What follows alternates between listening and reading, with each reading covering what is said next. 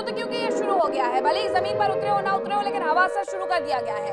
Iran पर हमले को लेकर के जानकारी आ रही है, एक बड़ी खबर आ रही है और इसमें ये बताया जा रहा है कि इराक से ईरान पर मिसाइल दागी गई है। ये बड़ी जानकारी है। इराक में भी अमेरिका ने अपने एयरबेस पर सबसे ज्यादा यहाँ अपने हथियारों को भेजना शुरू कर दिया था, सैन्य बेड़ा भेजना शुरू किया था। टॉमहॉक मिसाइलों से ये हमला किया गया है। इराक से टॉमहॉक मिसाइलें फायर की गई है। इसी बात का हम जिक्र भी कर रहे थे कि टॉमहॉक मिसाइलों से उनका इस्तेमाल करके कहीं ना कहीं निशाना बनाया गया होगा। दामोदर जी, अब इस बात की पुष्टि भी हो रही है कि टॉमहॉक मिसाइलों का इस्तेमाल इस दौरान किया गया है। यानी अब हम अगर आगे आने वाले वक्त में ये देखते हैं कि टॉमहॉक मिसाइलों के साथ साथ कुछ और चीजें, बैलिस्टिक मिसाइलें तो आ ही रही हैं, टॉमहॉक मिसाइलें आ ही रही है, फाइटर जेट्स भी आकर के वहां पर हमला कर रहे हैं, तो यूएसएस अब्राहम लिंकन की बात भी आ रही है। तो बहुत ज्यादा वक्त नहीं लगेगा जब ये कह दिया जाए अमेरिका की तरफ से कि हमने गेराल्ड आर फोर्ड का इस्तेमाल भी कर लिया है।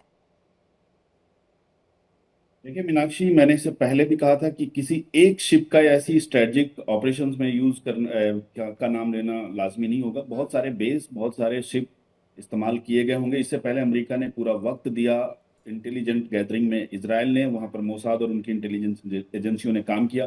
और निश्चित तौर से जो ये हमला है वो ईरान की जो लीडरशिप है उसको खत्म करने के लिए, वो चाहे खामनेई हो या मिलिट्री जनरल हो, अमेरिका और इजराइल का पूरा प्रयास होगा कि जो फर्स्ट लाइन ऑफ उनके जो लीडरशिप हैं, जो लीड कर रहे हैं ग्राउंड पे, उनको उनको पहले खत्म किया जाए। उसके बाद ईरान की जनता के ऊपर छोड़ा जाए। मुझे लगता है रिजीम चेंज की जो कोशिश है ट्रंप की, उसके तहत ये जो हमले किए जा रहे हैं। अभी आने वाले समय में, जैसा कि अभी हमारे डिफेंस एक्सपर्ट्स बता रहे थे कि एयर डिफेंस सिस्टम, बहुत सारे ऐसे हमले लाजमी हैं और होते रहेंगे। लॉटरन आमनेशन का भी यूज हो सकता है, ड्रोन का यूज किया गया होगा। और जितने भी, चाहे जहां पर भी अमेरिका के बेसिस, वो सभी अलर्ट पे होंगे मिडिल ईस्ट के इस समय।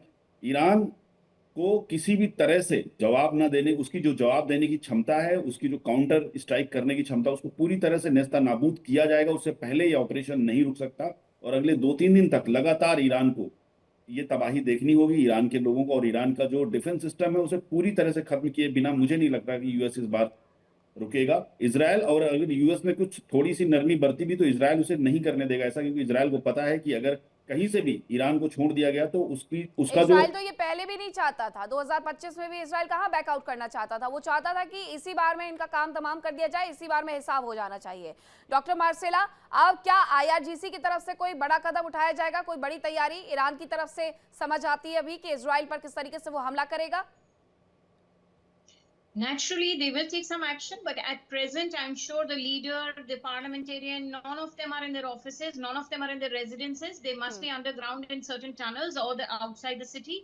As you mentioned, the Mehrabad airport has been hit. It's just right on the west of the city, within just 10-15 minutes from the the Ekpatan areas of the residential. लेकिन अगर सब safest place पर, doctor Marcela, अगर सभी कोई safest place पर चले गए होंगे तो फिर जो स्थिति बिगड़ी हुई है तेहरान में, वो संभालेगा कौन? देखिए, वो they already have their substitutes of 10-15 people. If this one is gone, the other will sit there, number 2, number 3, number 4. They've already decided all these things.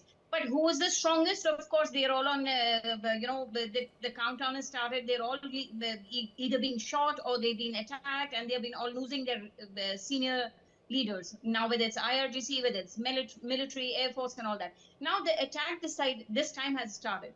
It has to be really effective, because with 30-40,000 people being massacred on the road, I'm sure Israel and America are helping the people now to become stronger. Those who were killing them and massacring them have to become weak, and it has to implode from inside. Naturally, they're only going to weaken Iran, the missiles, wherever these nuclear materials being underground and protected in areas. लेकिन यही बात है। देखिए, आप जो बात कह रही हैं कि लोग किस तरीके से सुरक्षित स्थान पर, हालांकि इजराइल में तो भेज दिए गए हैं, लेकिन ईरान को लेकर के कोई खबर सामने नहीं आती कि वहां पर लोगों को सुरक्षित स्थान पर भेजा गया है। विंग कमांडर आलोक जी, अभी हमने एक लंबे वक्त से देखा था कि किस तरीके से वहां पर क्रांति चल रही थी। लोग बार बार इस्लामिक क्रांति की याद भी कर रहे थे। सड़कों पर लोगों का हुजूम उमड़ा हुआ था ईरान में। तो ईरान के जो मंत्री हैं, उनके आवास पर हमले की खबर आती है, लेकिन उसके पहले ही वो अपना घर छोड़ करके एक सुरक्षित स्थान पर चले गए। लेकिन वहां के लोगों का क्या? अमेरिका कल तक कह रहा था कि ईरान के लोगों को खरोच नहीं आनी चाहिए। आज उन्हीं लोगों पर ही तो हमला हो रहा है सीधे तौर पर। वो तो सुरक्षित स्थान पर जा ही नहीं पाए, उन्हें संभलने का मौका भी नहीं मिला। मीनाक्षी जी, बिल्कुल सही आपने कहा। अभी देखिए, 3 मिनट पहले एक कॉरेस्पॉन्डेंट है फरनाज, उन्होंने तेहरान में लोगों से बात किया है। तेहरान के नागरिकों में यह आक्रोश है कि इस आक्रमण के पहले किसी भी तरह का ना सायरन बजा, नो कोई वार्निंग दी गई, न जनता को बताया गया।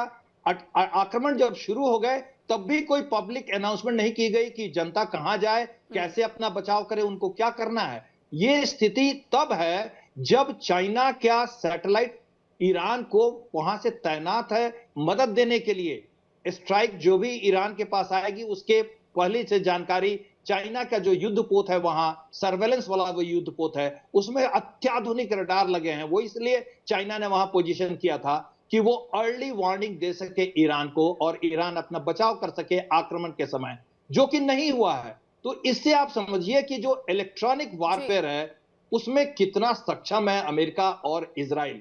देखिए इंडिया डेली 24/7 अब आपके स्मार्ट टीवी पर। इंडिया डेली मौजूद है सभी डिजिटल प्लेटफॉर्म पर लाइव और लगातार। इंडिया डेली 24/7 हर दिन राष्ट्र को समर्पित।